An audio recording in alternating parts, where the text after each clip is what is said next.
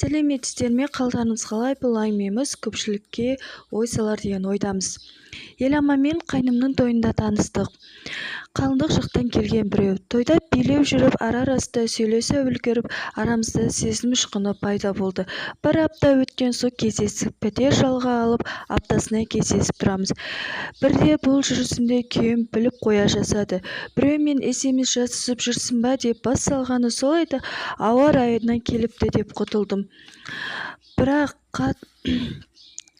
біреудің қатыны біреуге қыз болып көрінеді деген осы шығар. Күйеуімді сүйіп қосылдым. Арамызда тәтті қызымыз бар. Еламанмен кездескелі бері жүзімнен күлкі үйреніп, бейне бір қыз бен жігіт болып жаңа танысып, жаңа жүрген сезімдер қайта келеді. Еламанмен кездескенде өзімді нағыз әйел ретінде сезінем.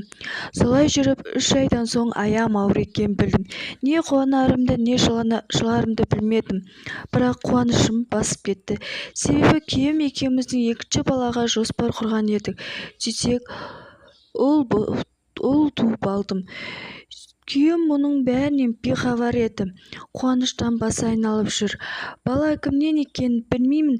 Мен күйеуімді де, Еламанды да сүйемін. Менің бұл жасап жүрген әрекетім қате екенін білем, бірақ жүрек қалауынан асып кете алмадым. Кеңестеріңізді жаза кетіңіздер. Бұл әңгімеміз осымен аяқталды.